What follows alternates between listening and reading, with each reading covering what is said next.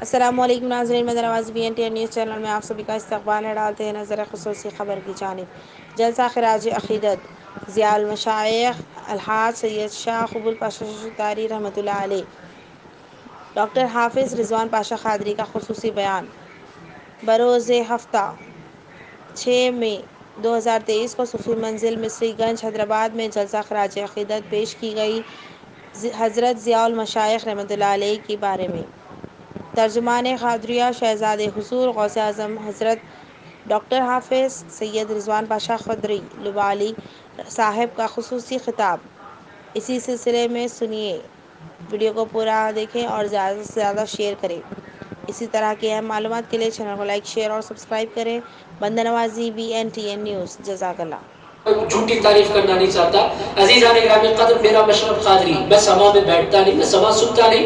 قادری مشرب میں سما نہیں ہے، چشتی مشرب میں سما ہے، اس کی مخالفت میں کبھی نہیں کرتا، چونکہ چشتی حضرات کے پاس حضرت خواجہ غریب نواز نے سنا، بندہ نواز نے سنا، ان کے پاس دلائل کو سنے۔ میں قادری ہونے کی وجہ سے عام طور پر سما میں نہیں بیٹھتا، کم بیٹھتا ہوں، اہتمام کے ساتھ نہیں بیٹھتا، کبھی کبھی اتفاق ہو جائے تو ہو جائے، مگر حیدرآباد میں وہ اتفاق بھی بار بار ہو جایا کرتا ہے۔ جب بھی آپ رسوں کی مجلس میں جائیں، کچھ ہو یا نہ ہو، سما ضرور ہوتا ہے اور قوالی ضرور ہوتی ہے، تو وہ اتفاق بھی میرے ساتھ بار بار ہوتا رہتا ہے۔ اور سما کی مختلف مجلسوں میں مجھے چند چند منٹ کے لیے بار بار بیٹھنے کا اتفاق ہوا، مگر مجھے اچھی طرح آج تک وہ مجلس یاد ہے جو مجلس حضرت قبول پاشا شتاری رحمۃ اللہ تعالیٰ علیہ کی نگرانی میں خانقاہ کامل میں دبیر پورہ میں ہوتی ہے۔ عزیز دوستوں، میں آپ کی خدمت میں عرض کروں بلا مبالغہ، میں نے اپنی زندگی میں جتنی سما کی مجلسیں دیکھی، ان میں سب سے خوبصورت مجلس میں نے دیکھی تو حضرت قبول پاشا شتاری رحمۃ اللہ علیہ کی مجلس دیکھی۔ عزیزان گرامی قدر، کو جب سما سنتے اور بالخصوص حضرت کامل کا کلام ہوتا اور غوث الاعظم دستگیر کی شان میں ہوتا، تو پھر دیکھنے کا کیف سما ہوتا۔ اور عزیزان گرامی قدر، وجد صرف حضرت قبول پاشا شتاری پر طاری نہیں ہوتا، نہ صرف ان پر طاری ہوتا، جو ان کو دیکھ لیتا اس پر بھی وجد طاری ہو جایا کرتا۔ وہ خود رقص نہیں کرتے، پوری مجلس ان کے ساتھ رقص کرنے لگ جاتی۔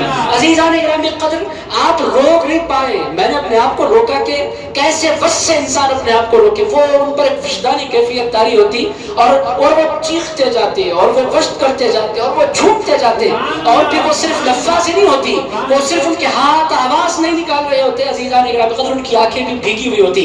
تو غوث اعظم دستگیر کی محبت میں روتے تڑپتے، ایک شعر کو بار بار سنتے، جھومتے، وجد کرتے، لٹاتے اپنی کائنات۔ عزیزان گرامی قدر، یہ خاصہ تھا مولانا ڈاکٹر اویس بخاری صاحب مدت فیض، انہوں نے بھی اس جانب اشارہ کیا کہ وہ اتنی بڑی ہمالیائی شخصیت ہونے کے باوجود بڑے پیر غوث الاعظم دستگیر سے ان کی عقیدت اگر آپ کو دیکھنی ہے، حضرت پیر خالد مقدس اللہ العلی صاحب سجادہ بارگاہ سرکار غوث الاعظم دستگیر، حضرت پیر ہاشم الدین الگیلانی جو حضرت پیر خالد کے بڑے بھائی ہیں اور حیدرآباد میں اور پوری دنیا میں بہت مشہور ہے سلسلہ قادریہ کے حوالے سے، پیر ہاشم الدین الگیلانی مقدس اللہ العلی خلوت کے میدان میں تشریف لائے۔ حضرت پیر خالد الگیلانی مقدس اللہ العلی ریڈ روز فنکشن ہال میں تشریف لائے۔ میں بہت پرانی باتیں نہیں کر رہا، یہی 4-5 سال کے اندر کی باتیں میں آپ کی خدمت میں کر رہا ہوں۔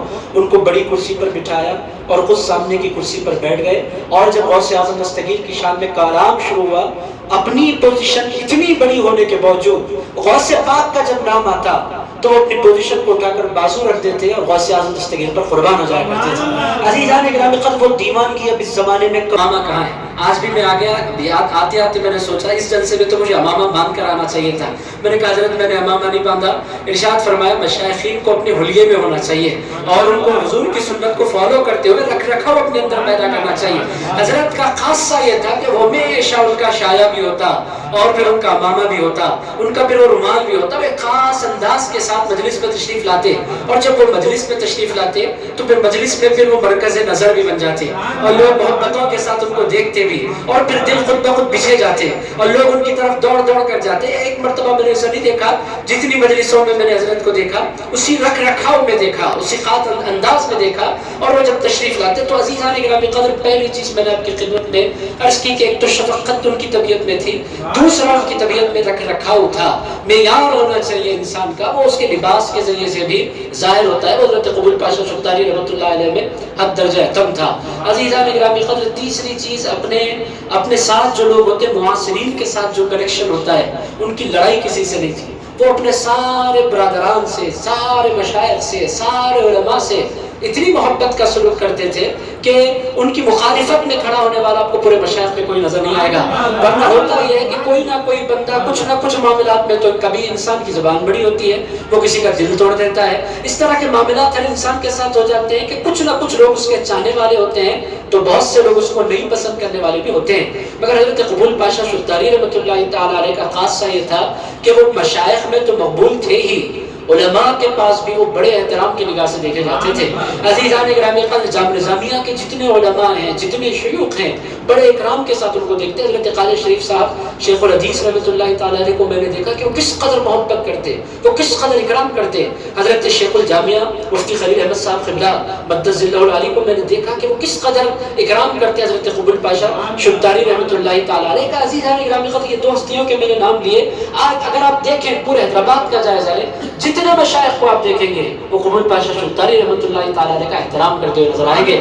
معاصرین کے ساتھ ان کا جو معاملہ تھا، وہ ان کی طبیعت میں جو اخلاق تھے، ان کا مخالف کوئی بن نہیں پایا، ان کے اخلاق کی وجہ سے، ان کے تواضع کی وجہ سے، ان کے رکھ رکھاؤ کی وجہ سے۔ یہ بھی حضرت قبول پاشا شفتاری رحمۃ اللہ تعالیٰ علیہ کا خاص تھا۔ اس کے ساتھ ساتھ ادب کا ایک خاص ذوق بھی ان کے پاس تھا۔